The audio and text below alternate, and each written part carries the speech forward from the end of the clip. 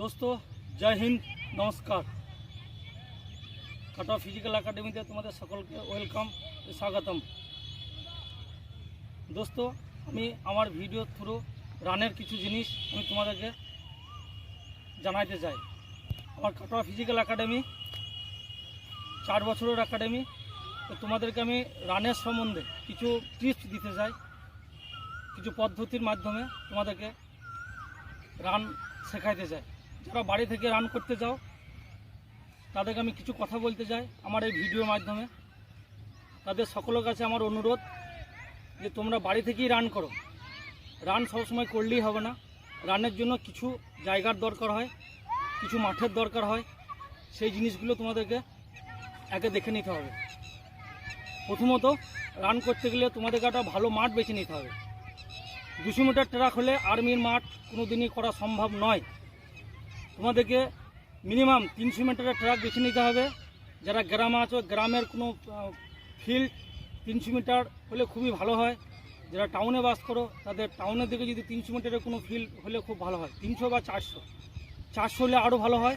কিন্তু 200 মিটার ফিল্ডের মধ্যে আর্মির মাঠ করা খুবই কঠিন ব্যাপার। আর্মির মাঠ তোমরা 200 মিটার ফিল্ডে কোনো দিন রান তুলতে পারবে না। আমি 6 দিন রান করাই, 6 দিন 6টি পদ্ধতিতে রান করাই। তা আজকে আমি কিছু সাময়িক আজকের একটা পদ্ধতি আমি বলে দেবো।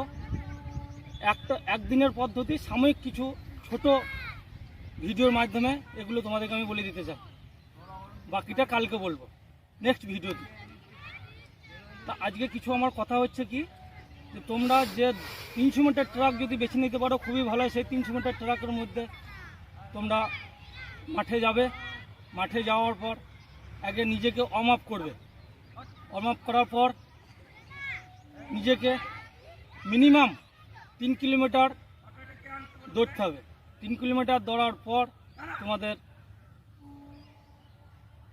200 মিটারে একটা শ্যুট মারতে হবে। 100 মিটারে 3টে শ্যুট মারতে হবে। 300 মিটার যদি ট্র্যাক হয় 300 মিটার একটা শ্যুট মারতে হবে প্রথম দিন।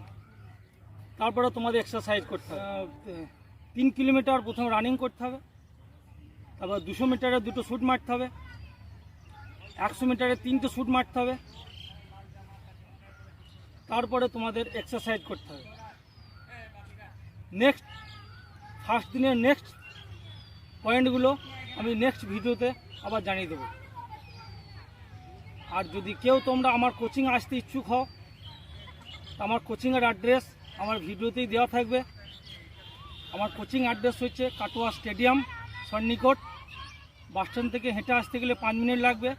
রেল স্টেশন থেকে হেঁটে আসতে গেলে 10 মিনিট লাগবে।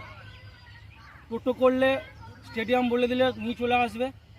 আর যদি কেউ আমার কাছে এসে আর্মির মাঠ করতে চাও তা তোমরা যে কোনো সময় আমার কোচিং সেন্টারে আমাকে ফোন করে চলে আসতে পারো। এখানে আমি সকলকে যত্ন সহকারে আমি মাঠ করাই। এখানে মাঠের কোনো অসুবিধা নেই। আমি আমার কাছে এলে যে আমার কাছে আসবে তার মাঠ 100% আমি পাস করি, দেখিয়ে দিই। জয় হিন্দ দোস্তো।